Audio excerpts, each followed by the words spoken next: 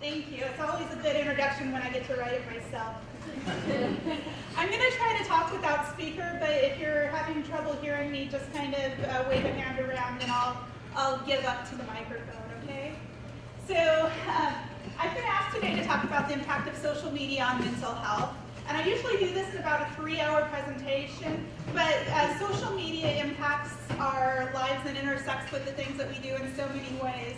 And I know that we've got some people interested in PR, media in the audience. Where are my students that are in those fields?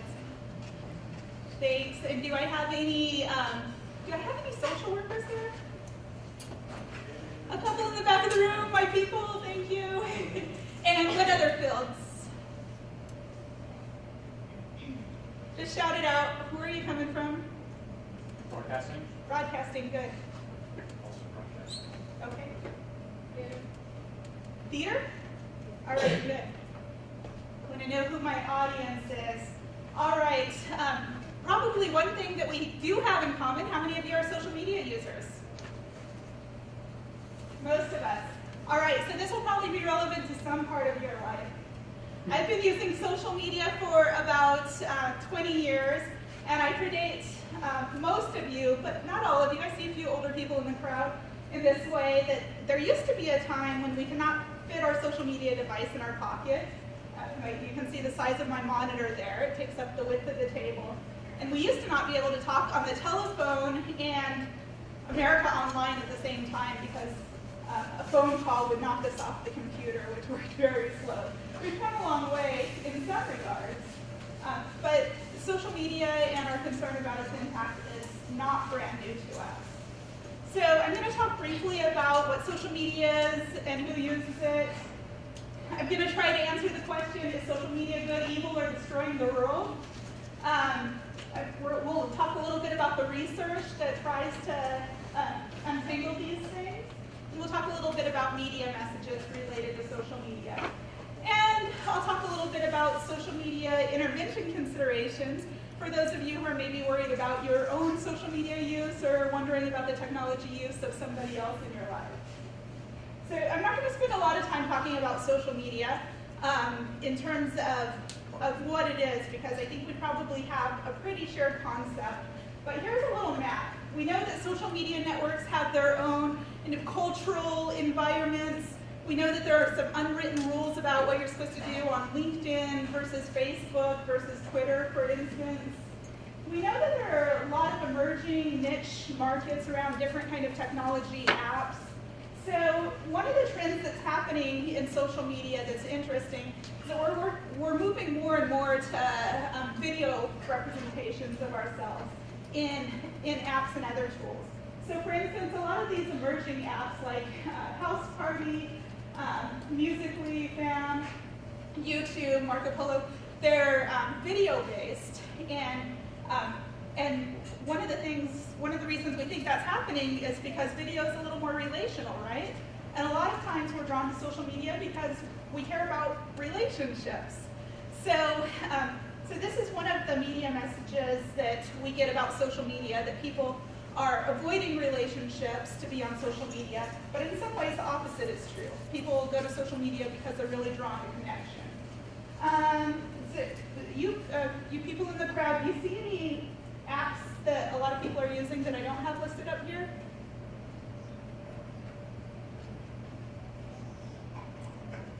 Anybody tell us what Musical.ly is? Is that the app where you can like lip sync to a song? Yeah, you can lip sync to a song, especially popular in young adolescent groups, but used across the age spectrum. And so a place to have fun and connect and sing, but also in the media, some scary things have shown up. Like, so there's some random connection that can happen on Musical.ly so that you can connect and sing with other people. And there have been like flashers who have shown up in front of these young adolescent kids displaying themselves. Not so good for a piece of media that we're really catering to young people. Do you have something else you wanted to add? I was just going to say it's like Vine, but worse. Like Vine, but worse. Okay, yeah, so sort of short segments of sharing. Did you have another? Yeah, I was social gonna say media? Reddit. Oh, Reddit. Reddit is a form of social media, so kind of message board forums, and there are a lot of different varieties of those. I know we use an app called Slack. Slack. Yeah. That's basically just like instant messenger. Right. I don't know, it's hard to explain, but we like use that and Right. Yeah, very popular in technology fields and networks, and a lot of designers use it to work on creating communities. Pinterest. Pinterest is one But type I of don't know social if you media. can message people directly on Pinterest. I just know. You sort of can, but it's less about personal connections than about kind of sharing interests in images. Okay. So you can see that we classify some of these in regards to what you do in the communities. And so social media exists for different reasons. I'm going to share some social media statistics briefly. We used to talk a lot about social media in terms of disparities related to who's using or which age groups are using, which communities are using in terms of kind of their financial status or where they live. And we're seeing less and less disparity. Although you can see there are some number differences. High school grads are almost 20% less likely to use social media than college grads, for instance. And rural communities use less than urban communities. We used to talk a lot about digital divide amongst age groups too. And now we see that even people 65 plus are using at pretty high rates, 66%. We see that some people are using their cell phones as their only source of connection to the internet. So they only get anywhere online through their phones, which does have some implications, especially for people who are trying to do productive things online, like fill out job applications or so on. And we have this language around friends. So I titled my talk, "We're All Friends Here," because friends means a little something else on social media, right? So how many of you are friends with somebody that you went to school with at some point who you weren't actually friends with when you were in school? Now you're friends on social media. Almost everybody, right? So that means something different. That's pretty common. 87% of people on social media are connected with friends from high school. 39% of people are friends with somebody that they've never met. How many of you would say that you're friends on social media with somebody that you've never met in real life? Almost everybody. Okay. So about a third of people are Facebook friends with people like their neighbors. The way that we think about what a friend is on social media and in real life is different generationally. So even though you and your supervisor, somebody who's much older than you, might all be on Facebook, you might have different beliefs and values about how one should use social media in terms of privacy and who you share information with, right? So sometimes we think that we have a shared understanding of a thing because we're all on that thing together, but the truth is that there are some generational differences and some values and beliefs that impact how we use it. Okay, so here's your first test of the day. True or false? And you can just shout out your answer. Several research studies have demonstrated that excessive social media use leads to depression and low self-esteem. True. True. True.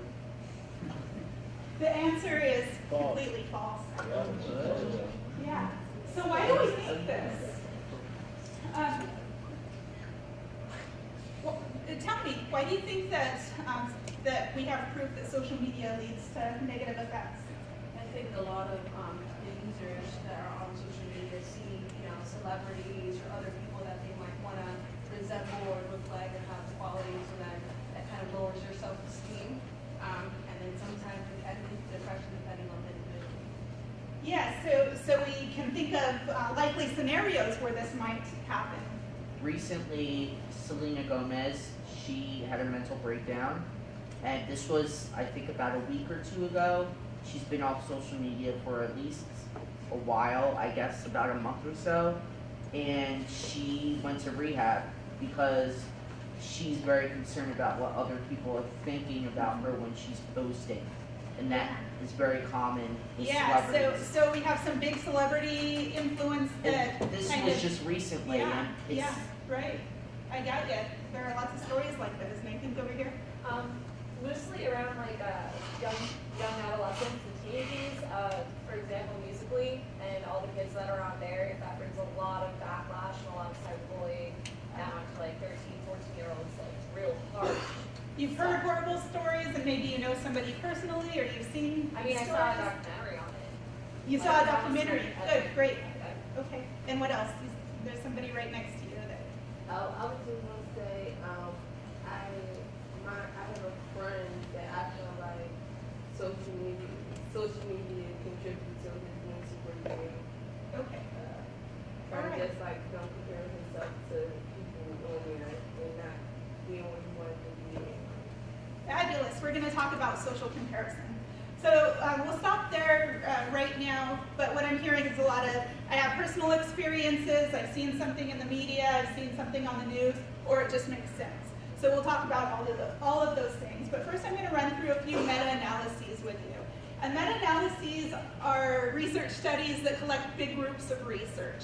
So I'm going to find all the studies about the intersection of these two issues and then put all the data together to see if the data in all of the studies together shows what one study alone said. So I'm going to talk through a few different meta-analyses. One of them is about problematic social media use. So there are several small studies, mostly correlational studies. The correlational study is one that says this happens at the same time as that. So ice cream is sold more on hot days. That's correlational, right? One doesn't cause another, but they happen at the same time. That's what most of our research right now about social media use says. So a certain group of studies talks about problematic social media use. And this meta-analysis says about maybe 1 to 10% of people have problematic social media use, depending on how you define it. So problematic social media use would be like, I use social media to feel better about my mental health when I'm feeling bad. Or I use social media so much that I don't go out and do other things in my lives. It's causing problems for me in some way. So what this study said when it looked at all the literature is that problematic use may be a consequence of poor well-being. Things happen together. Somebody has, for instance, anxiety at the same time that they have problematic social media use. It doesn't necessarily mean that one caused the other, but if somebody is anxious or feeling bad, they might turn to social media as a way to make them feel better, right? People who are depressed might tend to use social media more often in a problematic way. Socially anxious users may compensate for low self-esteem or trouble with face-to-face communication by turning to social media because it feels more comfortable. How many of you like to avoid pain? So if talking to people face-to-face is hard or painful for you, and it feels more comfortable to do that in social media spaces, you might be more inclined to do that.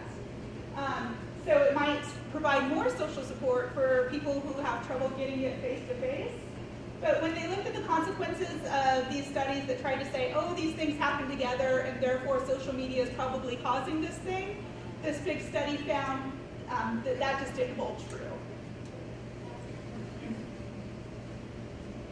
Another big meta-analysis looked at all the studies out there that compare social media use and empathy in adolescents.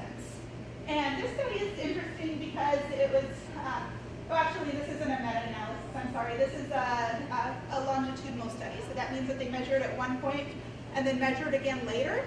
And what they found is that people who started using social media more also had higher rates of empathy later on. So basically, there are very few longitudinal studies that measure in that way. Does somebody's uptake of social media also result in an uptake of something else? And they found that adolescents were actually more likely to understand how other people feel if they're using social media more often. This is a Dutch study of adolescents. this is a meta-analysis on social media use and anxiety. And so this issue is complicated in that social anxiety usually starts in adolescence, and social media use also usually starts in adolescence. So they kind of start at the same time. It may make it look like those things are happening because of one or the other. So you have a friend who's a teenager and they started using social media, and they've also started experiencing some anxiety. Those things are happening at the same time, not necessarily because of each other, but because they're both related to a developmental stage. Social anxiety is positively related to feeling more comfortable online, but it's not correlated with time spent online. So somebody who is socially anxious doesn't spend more time online, according to these studies. Social anxiety is associated with problematic social media use. So people who have social anxiety may use social media in ways that have a negative impact on their lives at a higher degree than other people. I've got one more big study here. This is a big study that looked at 61 independent studies involving about 20,000 participants. Most of the participants were students in some form or another, either teenagers or college students. They looked at the relationship between social media and well-being, and looked at factors related to how much time somebody spends online, their self-esteem, life satisfaction, loneliness, and depression.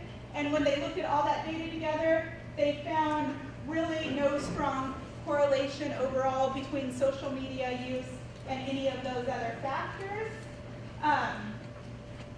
All the effects were basically close to zero. So they couldn't find any effects even when they tried to break it down by Facebook versus Twitter versus Instagram, or age, or gender, or time spent online. All those issues were non-significant. One more on video games, another one that's received a lot of public attention. Basically, we can't scientifically prove any effect that video games cause aggression or depression or the things that we commonly hear about in the media. This is a table where they kind of spell that out, but basically say that the research has tried to correlate these things. There's some bias related to what we publish. Some people go into this research with an agenda about what they're trying to prove.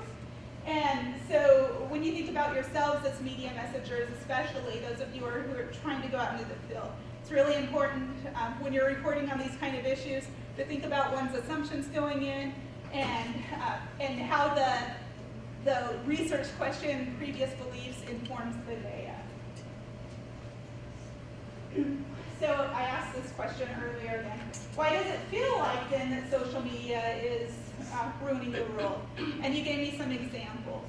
And just because these big studies say in populations that the two things are not closely related, doesn't mean that those things aren't sometimes related for one person, right? So just because it doesn't happen in large scales according to all these studies, doesn't mean that for some people social media isn't really bad. We just don't want to take that personal friend that we know about and say this is true for everybody or this is true of that thing. Some of the reason that this happens is because of our own bias around changing ways that people communicate with each other. So this is a XKCD comic strip. XKCD is written by a PhD in the sciences, but he does these pretty cool strips. And this is about media messages over time. So in 1871, this is from a journal, the art of letter writing is fast dying out. When a letter cost 9 pence, it seemed but fair to try to make it worth 9 pence. Now, however, we think we are too busy for such old-fashioned correspondence.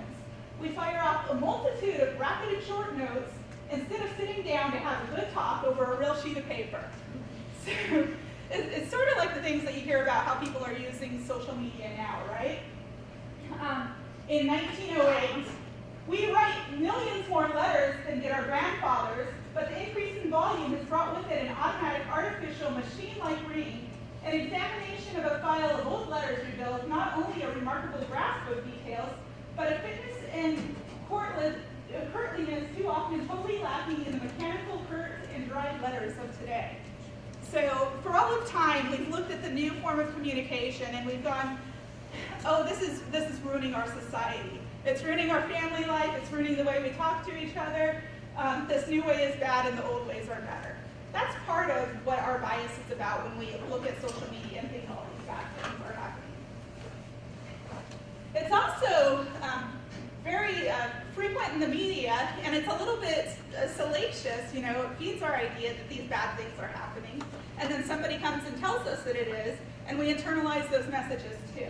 So this is one example. This is a researcher, Jean Twenge, out in California. She's got a PhD in psychology, and she's written this book called iGen, and she is like on a news channel every week talking about this big national sample that she looked at, and how social media is correlated in a national sample, not just social media, but screen time generally is correlated with an increase in suicidality, mental health, all these things are going up over time. And the only thing possible that could be happening, that these things are rising at the same time, is the impact of screen time in our lives, right?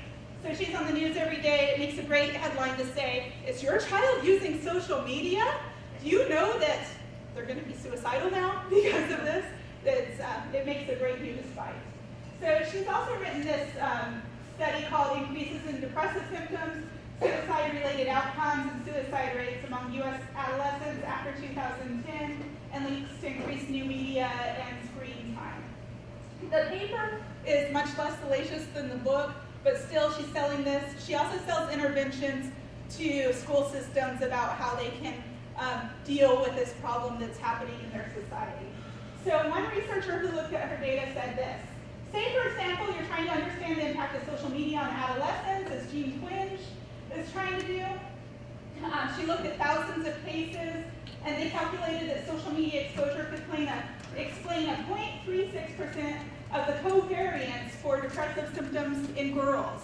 So 0.36, less than 1% of the time, as screen time went up, depressive symptoms went up, about a third of 1% of the time.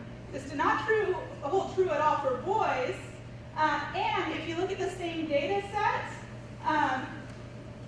based on that same data set, if you eat potatoes, that has the exact same negative effect on depression as screen time. So that's another way of looking at the data. About a third of 1% of the time, the more potatoes you eat, the more depressed you're likely to be. However, listening to music causes you 13 times more likely to be depressed. So this is about good use of research. Of course, music doesn't cause you to be depressed at 13 times the rate of screen time, but those things move together, they correlate together, and one who's not using data responsibly could make the case that these things are co-occurring and therefore must be related. So I hope that you all have some kind of research class in your programs. How you look at research and read articles and then communicate about them is a big deal, and you can do that in a good way or a bad way. But I'd argue that she's doing it in a bad way and has a lot of personal gain related to the way she uses it. I'm going to play a quick video for you here, just about the experiences of some people with social media.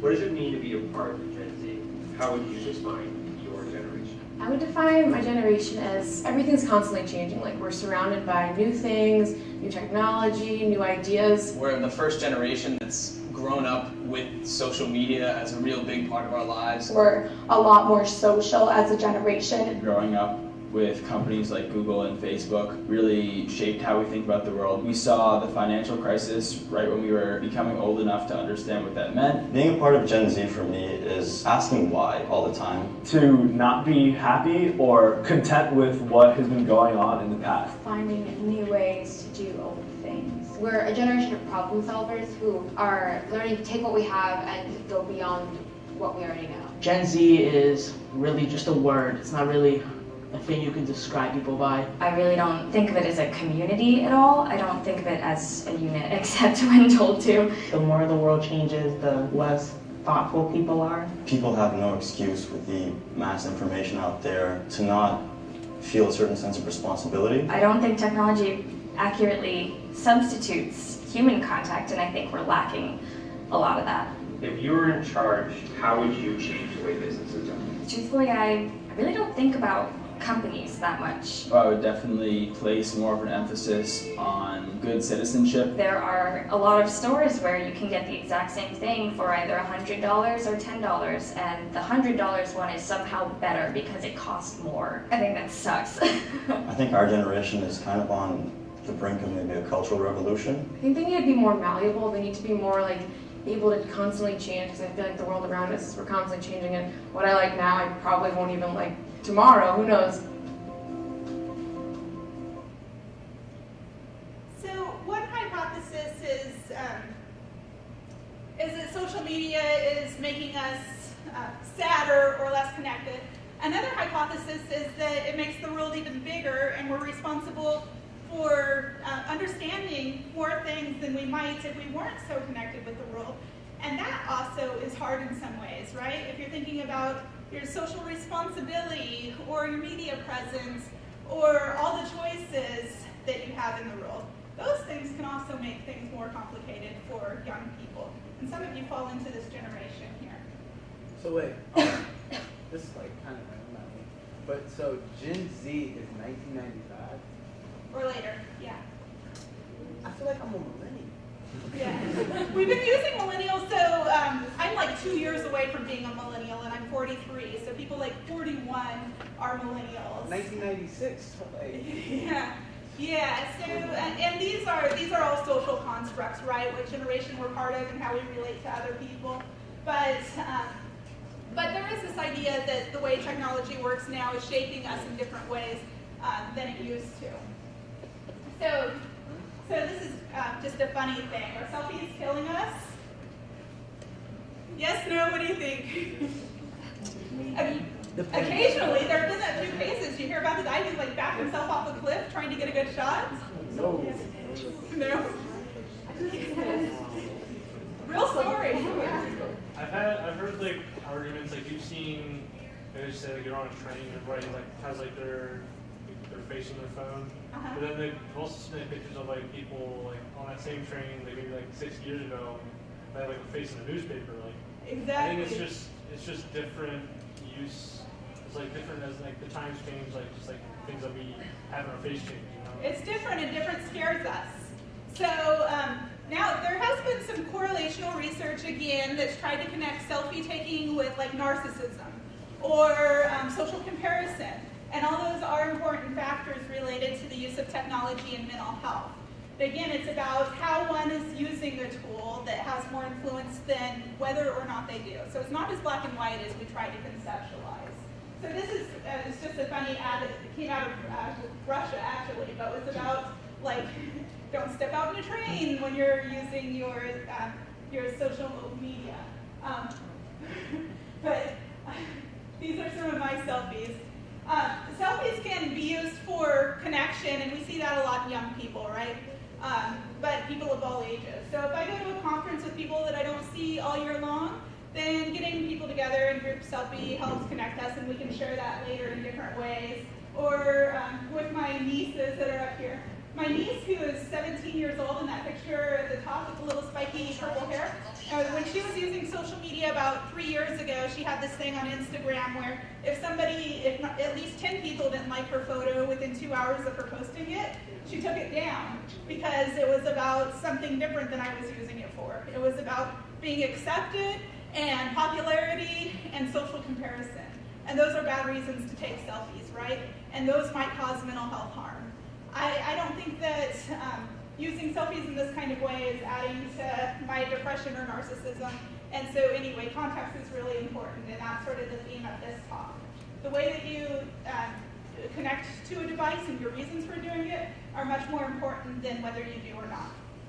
There's correlational research that proves positive and negative benefits, and I say proves in a way that proves that those things move together in studies, that good things happen alongside social media use and also bad things. People often report less social isolation when they use social media.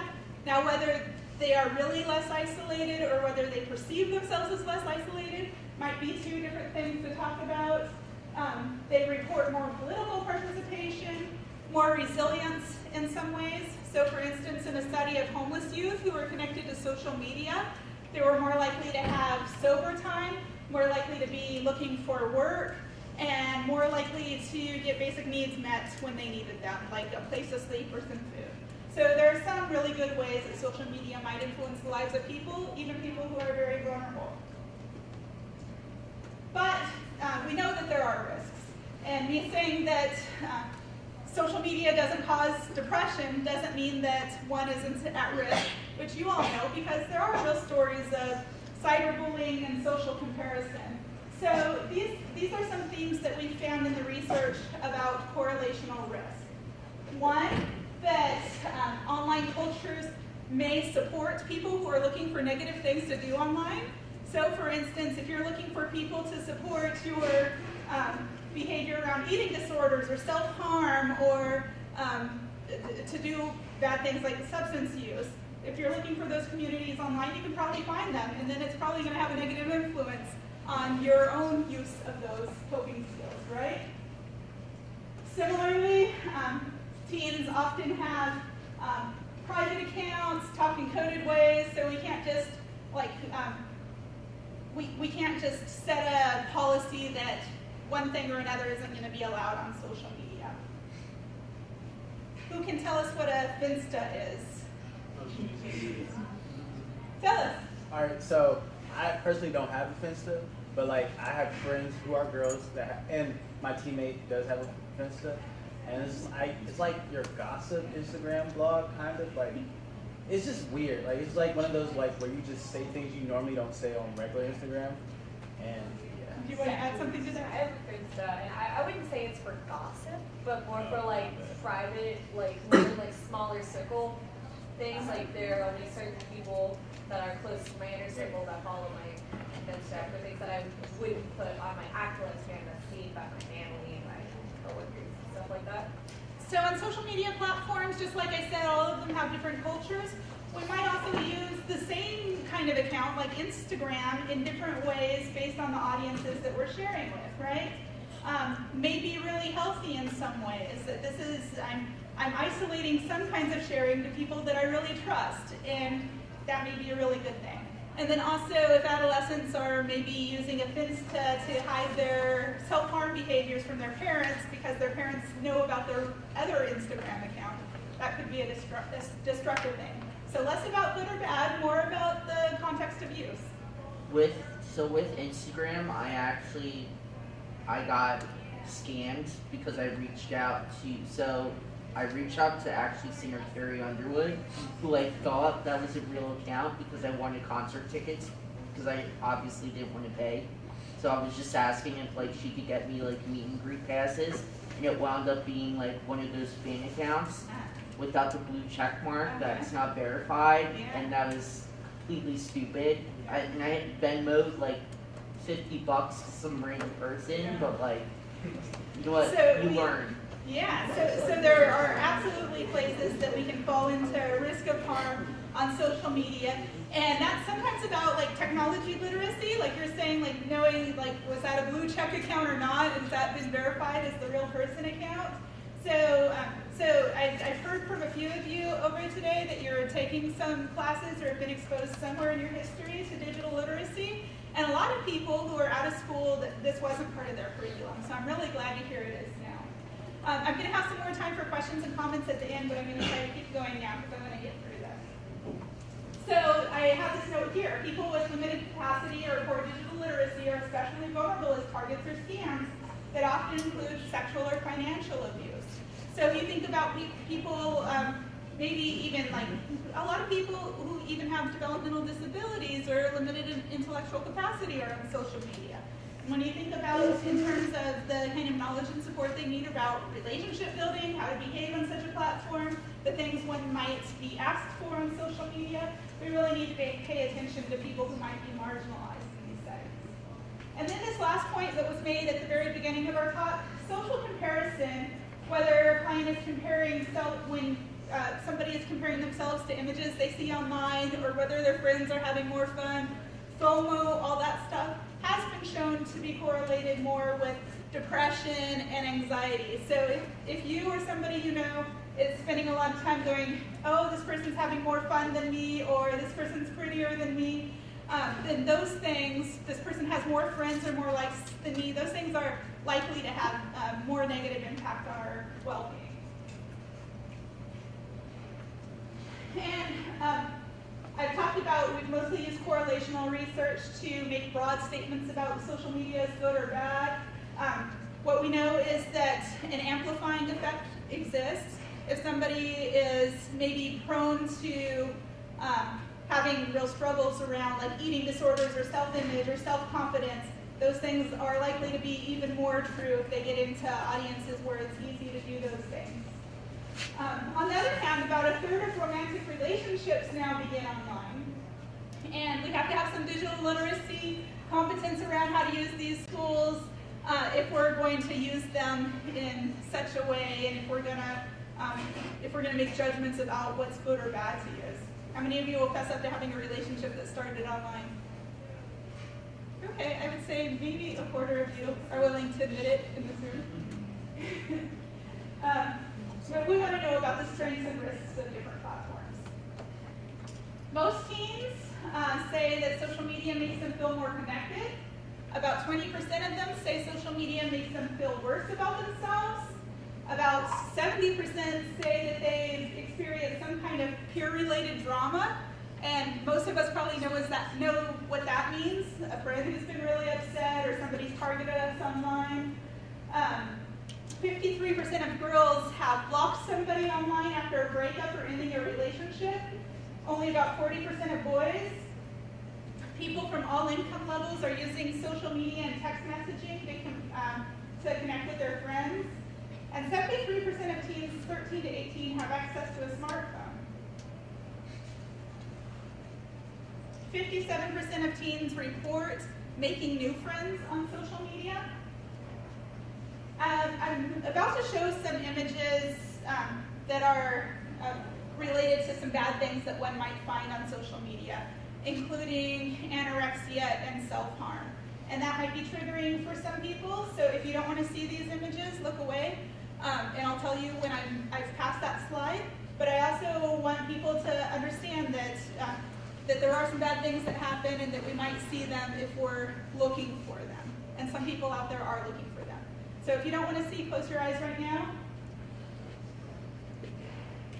These are images from when I just did a quick search on Instagram of the words cutting, razor, and anorexia. So for somebody who's looking for those kinds of things, they're going to find them in these communities. Now there's a pop-up on Instagram that says, it looks like you might need some help. Would you like the number for a hotline? If you click no, the images just pop right up. So it's sort of a screening tool, but not really to prevent you from going there. There are some what we call memes that are popular in supporting these kinds of behaviors in social media, like repost if you've ever done this. That's about finding community, but also could be potentially negative. On the other hand, there are some really great communities on social media for young people.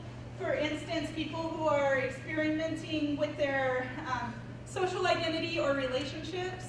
Young people, for instance, who might be transgender and exploring their gender identity are a lot more likely to find supportive communities online than in a rural town that they live in, for instance.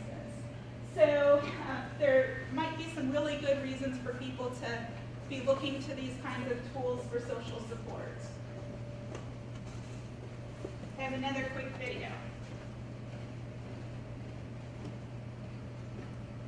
No, I do not use Facebook. I know it as like a parent social media kind of thing. Like my grandma, my aunts are on Facebook. That was like the first thing to come out, Facebook. So like after like Instagram and all that came out, we wanted to get the newer thing.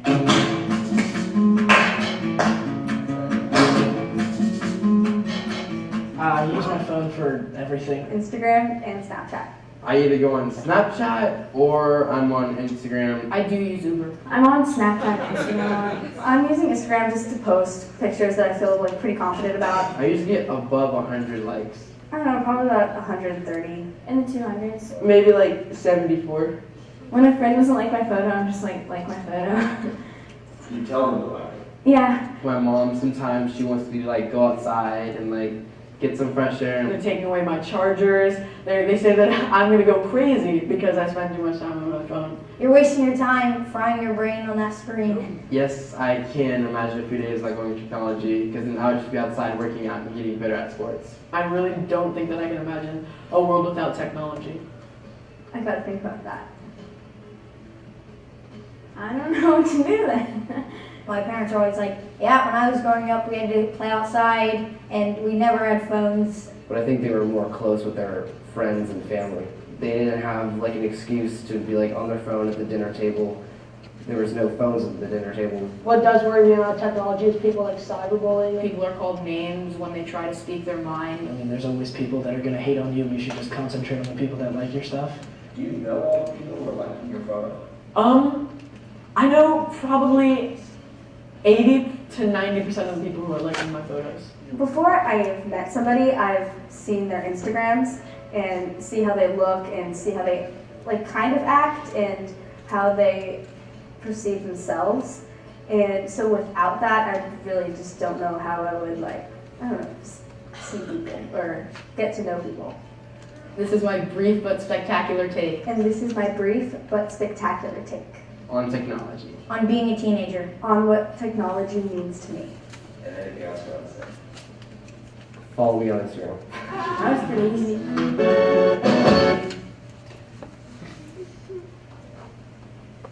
So I had a conversation right before this meeting with some bright students who kind of related some of the same issues. Like, yeah, there's some things that are really weird. We're a little worried about how this is impacting our relationships and our future and who's going to look at our stuff and what do we share and what part of us is public and private. And also we're very tied to our devices and what does that all mean. So people across the age span are trying to figure that out, and we're seeing it from our own lenses and looking at it in different ways. And that it's going to take us some time to untangle all of that. This is my sister and my 4-year-old niece, and my 4-year-old niece figured out how to instant message me with video chat on Facebook, because when my name had the green light next to it, it meant that I was online. So if her mom left the computer open, she would just video chat me and we would talk. She lives in California and I live in New York. And so we developed a relationship this way. I see her about once a year. So mostly technology mediated. And when I go out and see her, she knows who I am and we have conversations. This is my sister coming and sitting down next to her one day and saying, my sister says, I want to talk to my sister now. And my niece says, who is this lady? Get out of here. So the second picture, after I read her a bedtime book, she was giving the laptop a hug, so I just captured a photo of the top of her head, which is what you can see from the video. So again, we shouldn't be talking about social media tools in terms of, like, yes, you do it, that's bad, no, you don't do it, that's good, or vice versa. This is all contextual, right? They can either promote relationships or they can disrupt relationships. And in this case, certainly, one wouldn't say, oh, 4-year-olds should be on social media. But should 4-year-olds be able to make connections with their relatives that are supportive to their sense of, like, I have people in my life? Yeah, sure, right? This is us later talking. She made up this game via text message, and she's got a phone that she can use at home that has Wi-Fi on it. And she's telling me basically a story about her dog, and she's posting pictures. Oh no, he got out of the cage. And so we're just having this fun, like, educational sort of conversation via text, and most people would say, oh, a kid that age shouldn't be using text. Again, contextual. So I like this quote. It says, for my book, The Art of Screen Time, I surveyed more than 500 parents to see what they were doing at home. I talked to dozens of experts on media and developing minds. The rubric I came up with to think about how to handle screens is straight from the great Michael Pollan's Food Rules book. He slimmed down nutrition advice to eat food, not too much, mostly plants. I use enjoy screens, not too much, mostly together. This is a woman who is 105 years old. Somebody set up a social media Facebook account for her to connect her, and people started sending her cards and fan letters. She had like 60,000 followers before she died at the age of 108, and had kind of built a little mini community. This is interesting because social isolation has been named as a leading cause of death in our population. The more isolated you are, again correlational, the more likely you are to have premature death. I have another 60-second video here to share with you. This is about Grandma Gamer. My name is Shirley Curry. I'm 79 years old. I live here in Rocky Mount, Virginia. I've been playing video games since the mid-90s. That's when my son gave me my first computer and game. They keep my brain active. I'm not that good a player. I'm really derpy, actually, but I love it. I'm the Grandma Gamer. My very favorite game of all time is Skyrim. I love all the flowers that you can pick. I love the majestic mountains. I love the old dead trees, and it's an adventure, and I like to go on adventures. Where did he come from? There you go, the kill shot. Yes, glitch it. Oh my God, give me the kill shot. The kill shot. Yes. I got the dragon soul.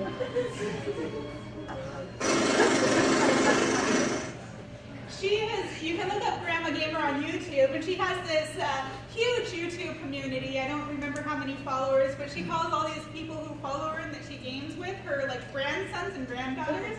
And sometimes she makes like shout out happy birthday videos for her, like I just shouting out to my grandson, and she has all these like videos of her gaming, and people send her fan art, and she's developed this supportive community through playing Skyrim, which is pretty fabulous. So our next generation is certainly going to see more and more interventions designed around the use of social media as a positive tool for solving some of our social problems, including things like isolation, but even in solving issues like mental and behavioral health. So we're seeing the development of all kinds of apps related to mental health, all kinds of even virtual reality interventions are starting to emerge. And now you can get an Oculus headset for Facebook that's $200 to $300, and have a virtual avatar where you meet in something that feels a lot more like in person. And so we have to figure out what those impacts are going to be on mental health and the other things that we worry about. But we're looking at those in terms of social connection and also interventions. A lot of research is emerging about the impact of virtual reality on the brain, and it finds that brain signals and feelings really mirror in-person presence in a stronger way than our typical social media use, which has all kinds of interesting implications. Like, are we really going to become those robots who can sit in a chair all day and not do anything because our brain thinks that we're doing things? Or is this really going to revolutionize the way that we can get help and support in the world?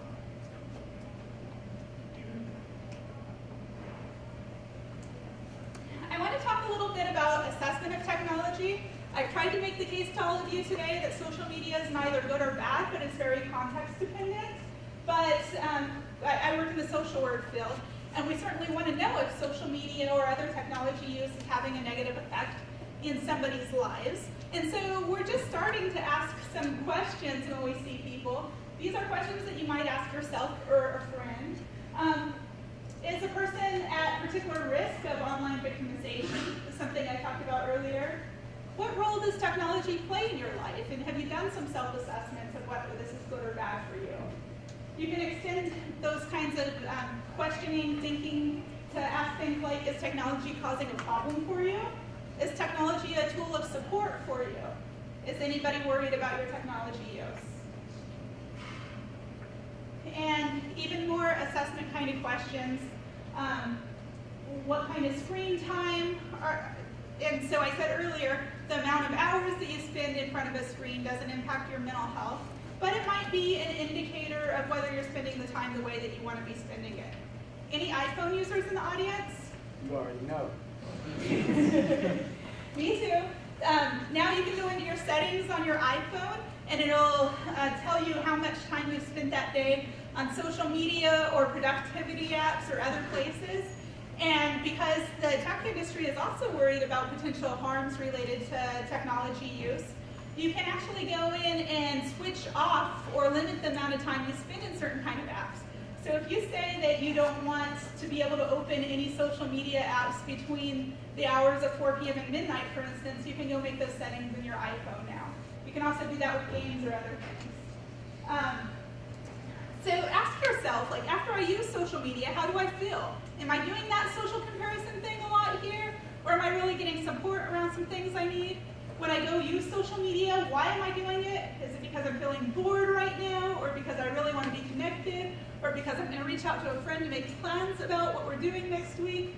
Because all those kinds of uses of social media really have different implications for your life. Are you meeting people in person from online? And are those good relationships or are those more harmful? And so you ask these questions to your little sister or other people that you care about in your lives too. We're talking more and more about technology-mediated interventions now when it comes to how you help yourself or how we help people who come to us for help when we work in the mental health field. And so here are some of the things that we're talking about. There's this group called Humane Tech, and they're mostly higher Silicon Valley folks, people who are working for companies like Microsoft and Facebook, who are now trying to mitigate harm that might come from using those kinds of tools. And they've put together some ideas about how to use technology in healthier ways too. So first, there are a lot of apps out now that are designed for mental health to combat stress or anxiety or other things. Mindfulness apps, meditation. You can find those, a lot of them are available for free. There are even subscription-based services like Talkspace or Happier.com. Some of these services are good and some of them aren't. So a lot of apps are created by people who want to make $2 a download. They're often not created by psychologists or social workers or people with real mental health experience. So it's important to do some kind of self-evaluation. Is this something that's really helpful to me, and how do I know if you're using something like this? I use a meditation app that's free that's called Insight Timer, and it's mostly like just guided meditation, really brief. There are like sleeping meditations, relaxing meditations, and meditation, guided meditation has good support in the literature. It's pretty safe to use something like that. But if you're using an app to address like anxiety, then you want to do some more evaluation about whether that's really the kind of help that you need. Again, this is from the Humane Tech advice. They say, consider turning off all notifications that aren't human generated, so we're not getting constantly bombarded with all those messages. Like if you turn on too many accepts, then you end up getting like a sales message when you walk into the subway to tell you what sandwich to buy, right? You can get messages all day long, and those notifications can cause distraction. And so one way to combat that would be to just turn off all those notifications unless it's a text message from somebody you need. Consider moving all your apps on your smartphone to like second or third page instead of the home page. So when you open up the home page, you don't see all those little numbers of things that you need to be checking on, but maybe you just see your phone and your email or the things that are really urgent, your calendar on your first page. And that can help create a sense of calm around what you see when you pull out your digital device. Another thing that you can do is you can go into your settings and you can set all your apps to grayscale versus color. Because one of the ways that they hook you on some of these things is by the visual notifications.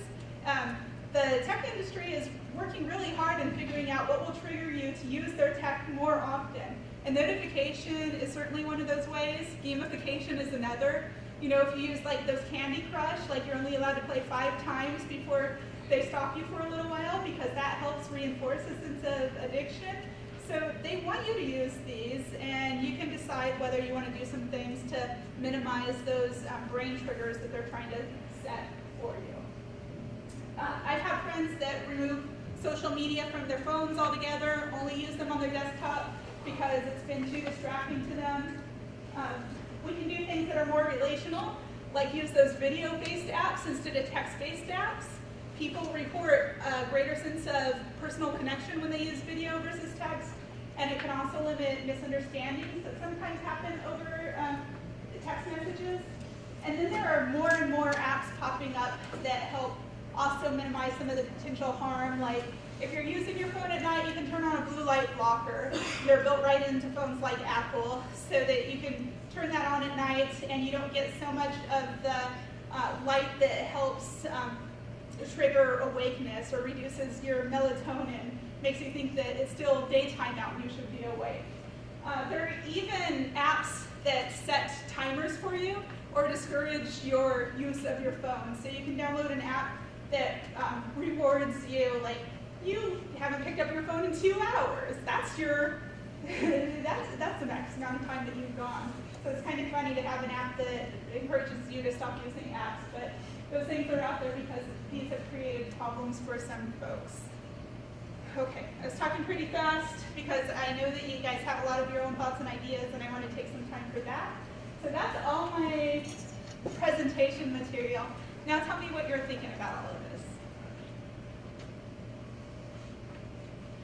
I do agree with you. I feel like it's not a good thing or a bad thing. It's definitely based on the content and the person that's viewing the content. Just listen to what all the things that you told me and using it for my personal, like making a connection with me personally. I truly do believe that social media played a big part in my friend mental breakdown.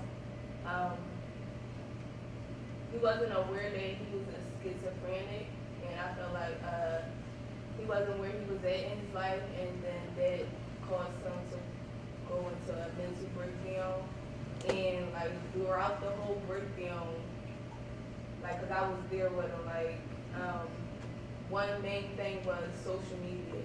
Like he kept telling me somebody hacked into his social media, changed his password, the people, even his phone, like people was tracking him on his phone and stuff. So I feel like this media use was a big problem that we or him didn't know they did, and it contributed to him.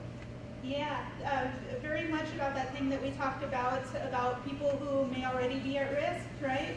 And who are using these tools. And we also see a lot of substitution between these types of tools and other kinds of addiction or other kinds of problems that might arise if somebody didn't have social media to turn to. So I worked on a psych floor for a couple of years where we saw people who had pretty severe mental health issues. And I saw a lot of people who had the diagnosis of schizophrenia who believed that something had been implanted into their brains to track them, or that was happening in lots of different ways. Social media gives us a more kind of realistic connection to some of those things that one might be prone to already, right? To think like somebody's following me or harassing me or bullying me, like all those things really happen on social media. So it makes sense that somebody who might also have some a predisposition to those kinds of worries would go to that. So I completely agree with you that it might make life harder for some people. So yeah, I believe that most of the problems with social media and mental health arise in teenagers and younger adults. If they're using it and using it, the right way, to take all this into consideration. And we as we know this, but how do you think we're going to get this message out to the younger people, like through Facebook? Isn't going to post an ad about how Facebook is bad for you or something like that? Like, how do you think it's going to be accessible to younger people quickly? Yeah, I do think that there's more pressure for technology companies to try to figure out how to mitigate the risk of their products. And there is some attention in Facebook and Silicon Valley. People are banding together going like, how do we address this issue on our platform so that it's not so bad for people? Because that gives them a really bad reputation and they don't want that. They're not doing it out of the love for people's mental health mostly. But, so my area of research is about how do we mitigate risk for technology for kids in foster care who lose tons of social connections in their lives, right? They move from home to home and have all kinds of relational loss. And relationships, it turns out, are really important to successful move into adulthood. And so if you're losing those all the time, it's really bad. Social media might be a way to maintain those things, but on the other hand, those kids might be at a lot more risk because of their history and social backgrounds. So we've got to figure out a way to balance that, and I think more and more people are trying to figure out how to do that and what's it about and what healthy use of technology really means. You can certainly take the information you learned here and talk to people in your life and help share that message. Do you know if there have been researches done that have like compared the use of social media and like how it affects them between and compared and contrast between like digital immigrants and digital kids? That's kind of like gone in any kind of direction that way. Yeah, so I think that what you're really talking about is maybe like digital literacy or how somebody's grown up in that community and different uses between those groups. We're rethinking the way we talk about digital immigrants and digital natives because there are a lot of people who didn't grow up with technology who are very digitally literate and very tech savvy. And certainly people who don't have those digital literacy skills are more vulnerable in those environments. They're also less likely to use social media in lots of ways than people who have always lived with social media and who maybe had classes in grade school about good and bad ways to use it. So the question is, the answer to your question is, those studies have mostly centered around the concept of digital literacy, and basically being more digitally literate is good for well-being as it relates to social media use. So in one of Dr. Greg's classes, we were having a conversation about social media and empathy, and if our generation is more empathetic than previous generations. So personally, do you think that we're more empathetic because of the exposure to things on social media, or because we feel like we're more involved in people's lives while we're on social media?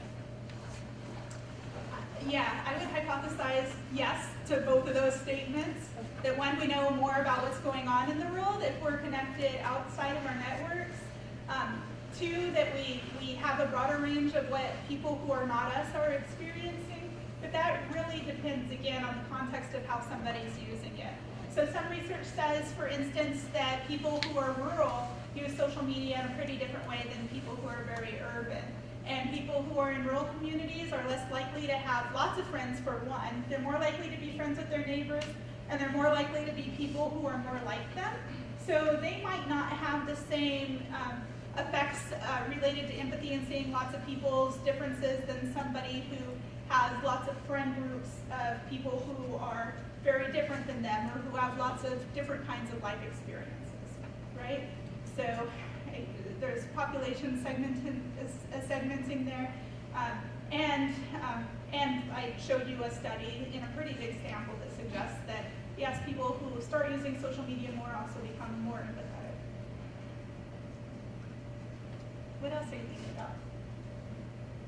Do you think there's like an age that's like too young to like introduce folks to technology like smartphones and things like that? Obviously, like a 6-month-year-old is not going to be texted at anyone. But have you seen, like, you can go on YouTube and see, like, there's this kind of famous picture of a child who's maybe about 1.5 who's trying to scroll on a magazine page. Like, why doesn't this move, right? So exposure is happening younger and younger. Again, I think context is very important. The American Pediatric Society, I might be getting the acronym wrong, the name wrong, came out for a while and said, like, kids under 3 should have no exposure to screen time and then only this long per day. From 3 to 5, they tried to make some recommendations, and then people really pushed back and said, where's the research that supports these suggestions that they're making? And there are a lot of studies, and no research supported any differences in outcomes between young kids who had screen time versus those who didn't, when they controlled for all the other factors like income and those kinds of things. So they actually pulled back on those recommendations, and now it's what I would call more qualitative. They say, like, pay attention, context is important. You probably shouldn't be using technology as a babysitter, right? And also that's very real in the lives of some people, that it becomes an easy kind of backup tool to keep a child entertained. You know, my son is 25 now. When he was 3, I said, okay, my son is never gonna watch Barney, right? But Barney, when he fell in love with Barney when he was 4 and he was doing like the happy cleanup dances, I'm like, okay, go ahead, I've got something to do. So those things become hard to separate from our lives and our young kids' lives when technology is as prevalent as it is. And like I said, my 4-year-old niece using it in a pretty good way. What else? I think we're right about out of time. Is this wrap up time? Okay. Thank you all for being here.